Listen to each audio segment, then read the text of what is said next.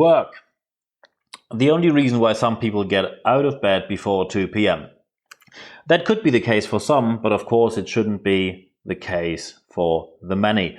It is very important that we volunteer to go to work and that we like what we do, but still, many people are quite happy when they have time off and when they don't have to be at work for whatever reason. And that's our topic for today, volunteering at work. And just to make it very clear, because in the English-speaking world, volunteering has different meanings.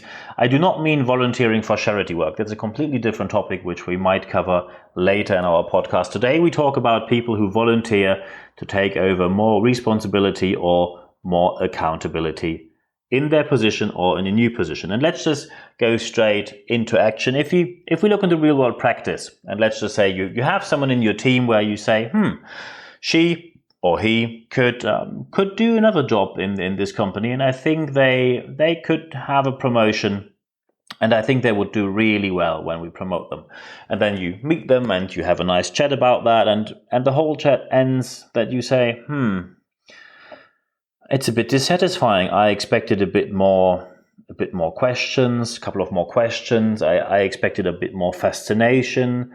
I also expected that they are a bit more excited about the upcoming task we might assign them.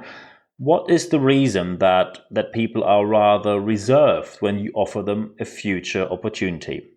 We're going to talk about 6 aspects of this question today, because often people say, especially leadership people say, look, we offer you a career, we're going to advance your career, and this will have huge benefits for you. Often it comes along with a higher salary, and you have more responsibility, more accountability. Why should people be opposed to that? And normally what people say is, do you think with that attitude, I would be where I am today? And that is mistake number 1. As soon as you say, someone would never get where I am, here are the bad news for you. Some people don't want to be where you are. Many leaders make the mistake that they expect the same attitude at work which they have from other people. And that is neither sustainable nor is it acceptable. And often people say, and warning here, this is my personal opinion now, when I sit down and I hear people who say, look, I like to go to my work, but I also like my leisure time. Fair enough, we all can agree on that. We all like to have some time off. I personally cannot understand people who say, I only see work as something which I do to cover my costs for living, pay the rent, pay the mortgage, pay for a vacation, and they don't see anything more in their job than exactly that. So they only do the job because they have to. Personally, I cannot align with that attitude towards work. And here are the breaking news. It is not about you when it comes to leadership. There are people who decided that they like to do their work, but work has a certain place in their life, and the place is where it is now. They are not interested in having any future career, and people have the right to say that. You cannot hold it against people when they refuse to go down the career path you decided for them. I know it's frustrating because often people say, look, I have to find a certain amount of talent. We need people in leadership positions. It's hard enough to find talent today. So when I finally have someone, it's deeply frustrating when these people do not want the career. I can fully understand how you feel. Still, it is their right. So aspect number 1, advancing the career might not meet the expectations of others, and you have to live with it.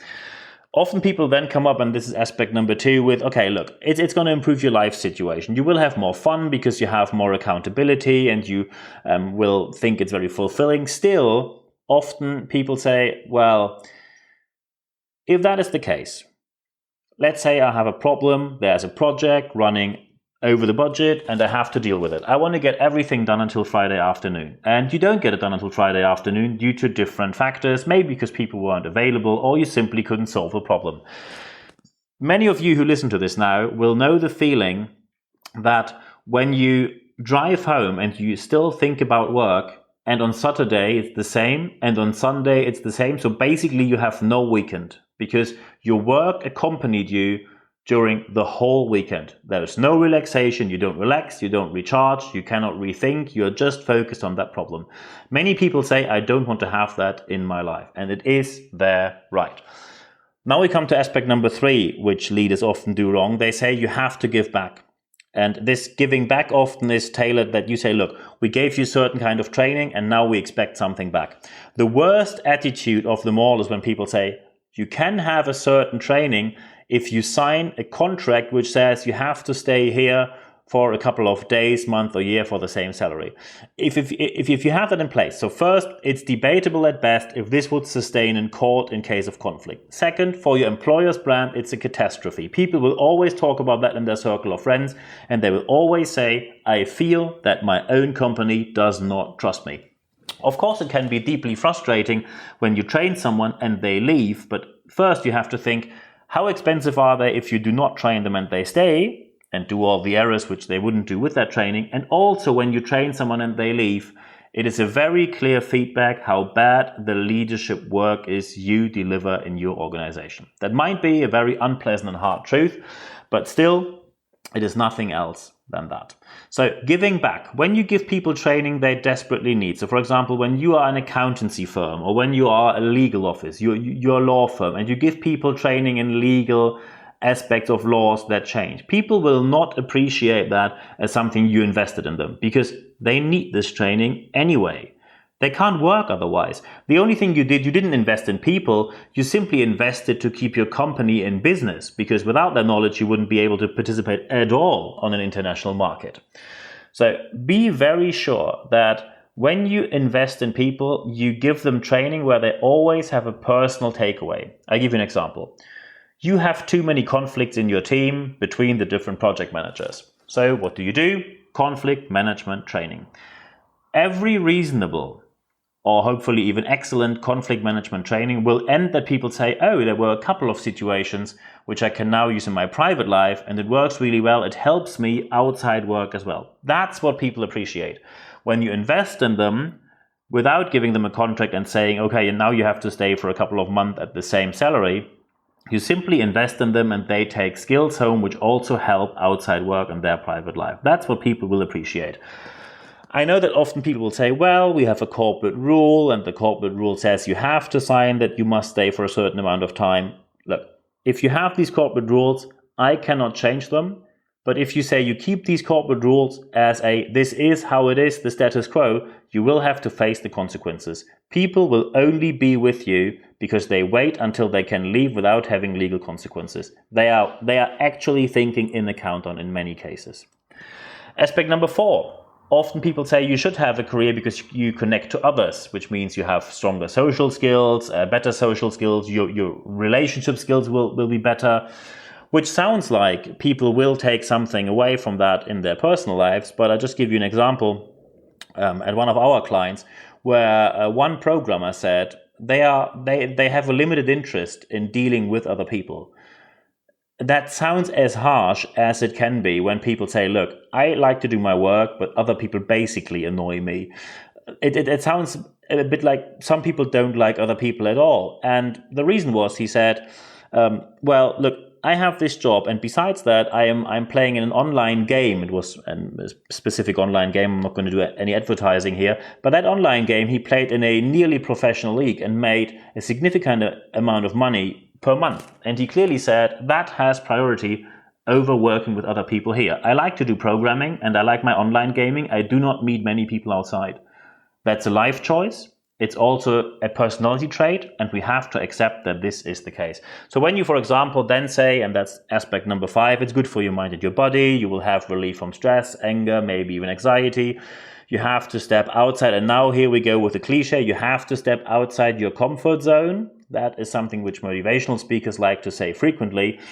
When we look into science and people want to learn something, the higher the anxiety is, the less people learn. And maybe you remember when you at school were called out to get to the front of the class and explain something in front of the whole class which you could not explain.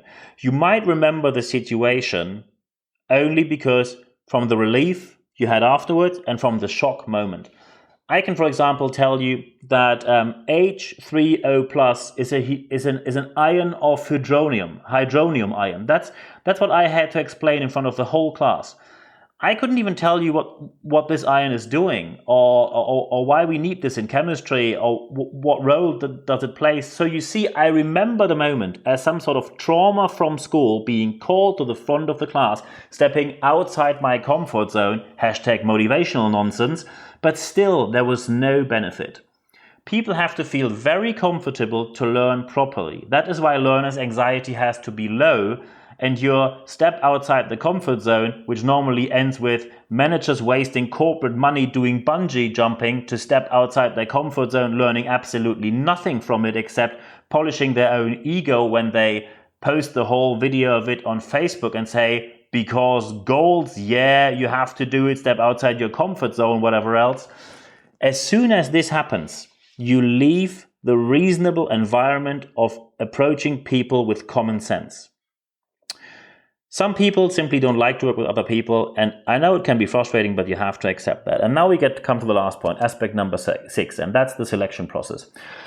People immediately see when the selection process you have is not the one that should be in place. And already now some people will know what I mean. I just give you an example. You could say someone had certain achievements, and people know these achievements, and due to these achievements, you promote someone. That, of course, is a selection process that works and people appreciate. I give you an example how it should not be. A friend of mine who works for a certain fashion brand already was a team lead and then wanted to become the next level higher than team lead. I'm not going to mention the position because it is corporate speech and you could identify which company it is. And then they said, oh, we can't promote you to that. And when he asked why, because the whole team said, please promote this person and not anyone else, because this person is the one that should be promoted. The whole team was behind him. And then some manager said, oh, we can't promote you because you didn't go to college.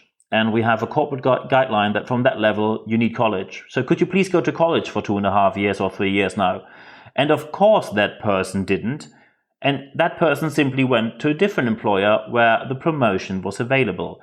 When you stick to a certain kind of formal qualification, and you can't give reason. Sometimes there is a good reason for formal qualification. So for example, when someone wants to be a doctor, it makes sense that you have the medical degree, so you actually have a clue about what you're doing there.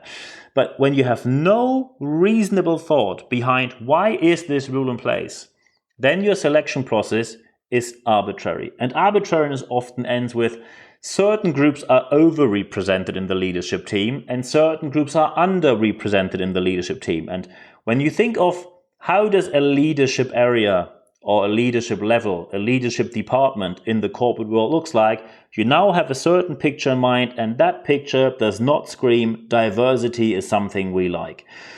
Having a network is fine, and having a network is very helpful. Still, you always have to clearly distinguish between a network and nothing else than insider's deal. That might be a very hard and uncomfortable truth, but still, you have to deal with it. So when you want to make your people volunteer, be sure that you have the right environment, be sure that you have the right selection process, and be sure that you are prepared for the moment that sometimes you ask someone and they might say no. Still, when you deliver excellent leadership work, still many of them will say yes. I wish you all the best when implementing this in your organization. And for today, I say thank you very much for your time.